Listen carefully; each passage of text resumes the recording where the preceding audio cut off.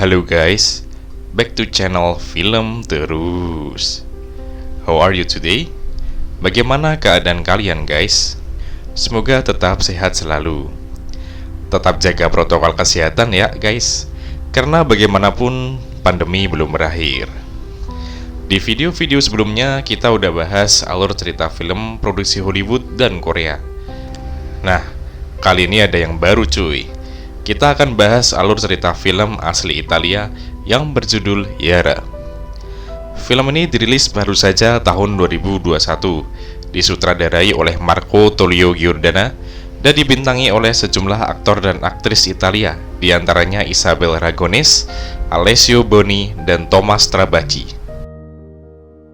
Mengusung genre kriminal, drama, dan thriller, film ini mengisahkan tentang upaya seorang jaksa dalam memecahkan kasus hilangnya seorang gadis berusia 13 tahun yang berujung pada meninggalnya gadis tersebut. Sang jaksa menghadapi banyak kesulitan dan butuh waktu panjang dalam menguak kebenaran di baliknya. Film ini diilhami berdasarkan kisah nyata. Intronya udah kebanyakan guys. Seperti biasa, sebelum mulai, bantu channel ini berkembang yuk dengan cara like, komen, dan subscribe supaya kita makin semangat bahas alur cerita film-film terbaru. Udah siapin kopi panas, atau susu panas, atau coklat panas, atau sama camilan atau belum? Kalau udah, yuk cekidot. Kita mulai dengan perkenalan tokoh yuk, supaya gampang diikuti selama penyampaian alur ceritanya. Yang pertama adalah tokoh sentral film ini, yaitu Jaksa Letizia Ruggeri. Ia adalah seorang jaksa yang bertugas di kota Bergamo, Italia. Ia akan dihadapkan pada kasus hilangnya gadis dalam film ini. Lalu ada Yara Gambirasio, seorang gadis berusia 13 tahun yang hidup bersama dengan keluarga sederhananya. Ia begitu tertarik dengan olahraga senam irama. Yara inilah si gadis yang hilang dalam sebuah kasus penculikan sepanjang film ini. Oke, itu dia sih tokoh yang perlu kalian camkan. Nanti tokoh-tokoh lain akan kita kenalin ya di sepanjang penyampaian alurnya. Oke cuy. Oke, film dibuka dengan seorang lelaki dewasa yang tengah asyik memainkan mainan pesawat remote controlnya di sebuah ladang yang begitu luas. Pesawat terbang tinggi, namun entah karena baterai habis atau ada kerusakan, tiba-tiba pesawat terjatuh ke ladang semak belukar. Si empunya mendatangi lokasi jatuhnya mainan pesawatnya dengan mobil. Saat ia mengambilnya, si lelaki terkejut menemukan sebuah mayat manusia yang sudah membusuk, masih lengkap dengan pakaian dan sepatu kets. Buru-buru, ia segera memanggil polisi dan polisi pun datang. Petugas polisi Carabinieri bernama Garo, yang merupakan bawahan Jaksa Ruggeri, dari TKP menelpon Ruggeri memberikan konfirmasi bahwa mayat yang ditemukan adalah mayat seorang gadis yang sedang mereka selidiki kasusnya. Ruggeri menelpon orang tua si korban, memberitahukan bahwa anak gadis mereka telah tiada. Alur film kemudian flashback ke 3 bulan sebelum penemuan mayat gadis. Saat itu, Yara tengah asyik mengikuti latihan senam irama bersama dengan teman-temannya. Waktu menunjukkan pukul 5 sore, tanda bahwa latihan segera usai dan harus pulang.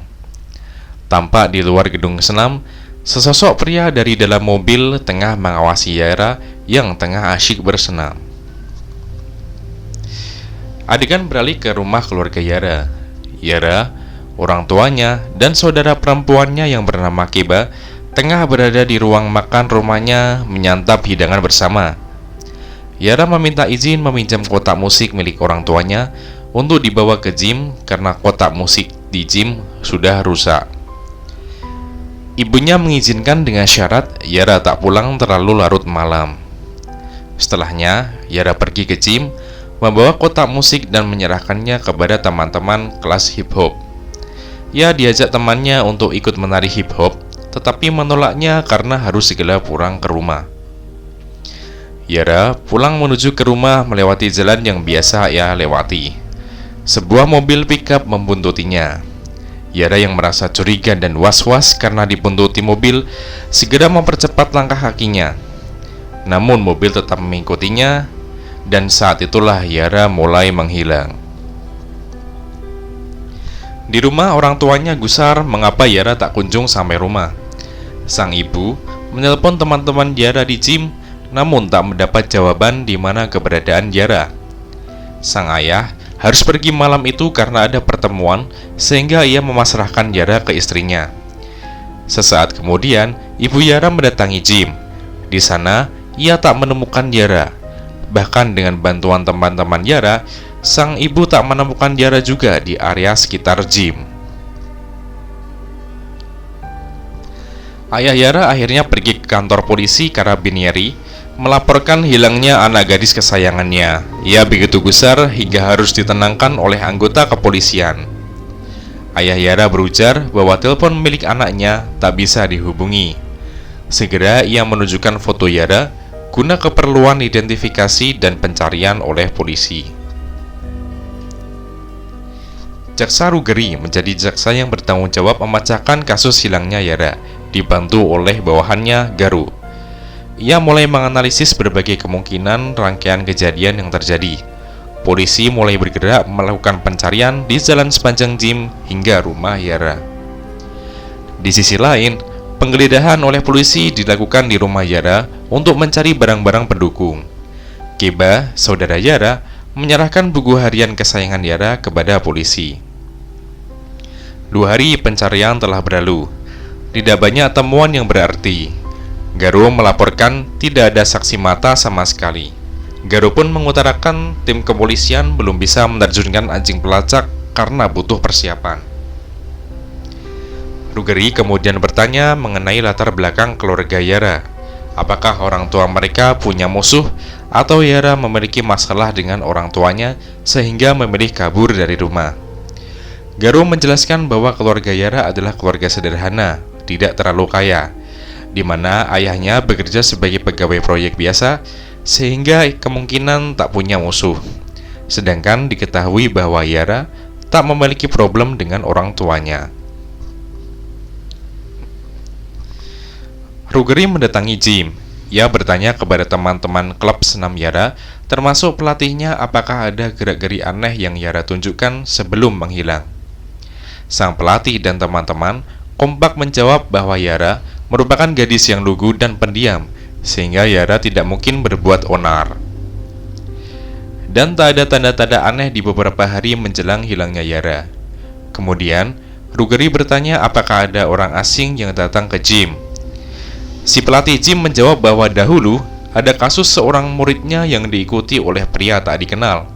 Oleh karena itu, mulai saat itu, gym membuat aturan tidak diperbolehkan adanya lelaki dewasa masuk dalam ruang gym dan ruang ganti.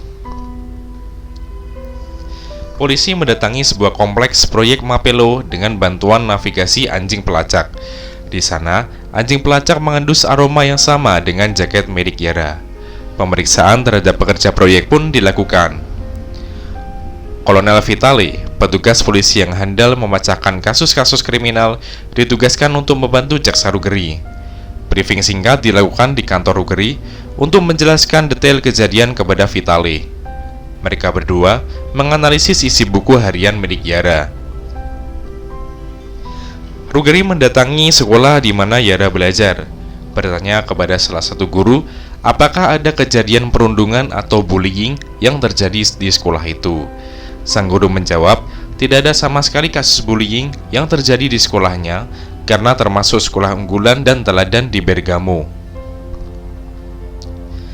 Yara belum juga ditemukan dan sampai saat itu tak kunjung terpecahkan kasusnya, hingga diliput oleh media massa dan menyita perhatian publik tentang hilangnya Yara. Adegan berlanjut dengan jaksa Ruggeri yang akhirnya mendatangi rumah keluarga Yara untuk bertemu dan mengobrol dengan orang tuanya. Ruggeri jujur kepada orang tua Yara bahwa tidak ada kemajuan sama sekali dalam pencarian Yara. Ruggeri bertanya apakah Yara memiliki masalah dengan mereka. Namun sang ayah merasa tersindir dengan pertanyaan Ruggeri yang tentunya menjadikan mereka semakin sedih di tengah hilangnya anak gadis kesayangannya.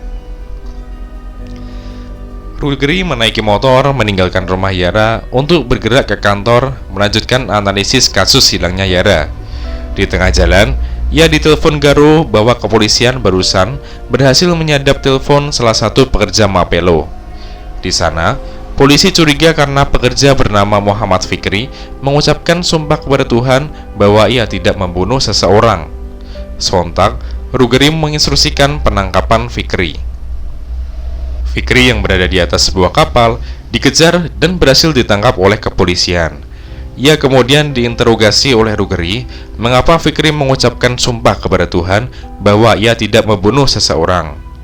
Fikri membela diri dan menyatakan bahwa ia sama sekali tidak mengatakan hal tersebut. Ia menjawab kepolisian salah tafsir dan ia mengatakan, "Tuhan, biarkan kekasihnya menjawab." Seperti itu. Rugeri kemudian bertanya mengapa ia kabur menaiki kapal.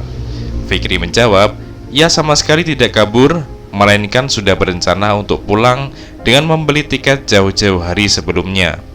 Sudah 2 tahun ia tak pulang ke Maroko mengunjungi kekasihnya yang sedang marah. Keesokan harinya, Rugeri meminta bantuan stafnya untuk memeriksa ulang rekaman Fikri. Ia menugaskannya untuk mencari penerjemah bahasa Arab. Setelah dilakukan analisis oleh puluhan penerjemah, ternyata yang dikatakan Fikri benar. Ia tak bersumpah kepada Tuhan, melainkan berharap kekasihnya menjawab teleponnya. Artinya, Fikri sama sekali tidak bersalah dan dugaan Rugeri salah besar. Di luar, massa melakukan demonstrasi karena tidak puas dengan kinerja jaksa Rugeri yang telah membuat kesalahan besar menduga Fikri sebagai tersangka. Massa juga tidak puas karena lama sekali Yara tak kunjung ditemukan. Pencarian terus dilakukan hingga 3 bulan lamanya. Akhirnya, alur kembali ke penemuan mayat oleh lelaki di sebuah ladang luas di awal video, guys. Ya, ternyata mayat bercelana legging dan bersepatu kets adalah mayat Yara. Artinya, Yara sudah tewas. Rugeri mendatangi TKP disusul oleh ayah Yara yang begitu terpukul. Dari sini, Rugeri menyimpulkan kasus Yara adalah kasus pembunuhan, bukan semata kasus hilang orang atau penculikan. Ia mulai menganalisis kemungkinan cara Yara tewas yang mayatnya ditemukan penuh dengan bekas kekerasan seperti tusukan dan bekas pukulan. Dengan segala temuan yang terbatas, Rugeri mencoba merangkai peristiwa yang telah terjadi. Adegan beralih ke pusat laboratorium kepolisian. Tim mencoba mengidentifikasi DNA yang ditemukan di celana Yara. Dari analisis bisa dipastikan bahwa pelaku atau pemilik DNA adalah orang Eropa, terutama memiliki mata biru. Hal ini sekaligus menepis dugaan bahwa Fikrilah sang pelaku, dan ternyata salah besar. Rugeri memiliki ide untuk mengambil sampel semua orang yang dekat dengan Yara, mulai dari keluarga, teman-teman di sekolah, teman-teman di klub senam, tetangga, hingga orang-orang lain secara sukarela. Ide tersebut mendapat penolakan karena biaya yang dikeluarkan cukup besar.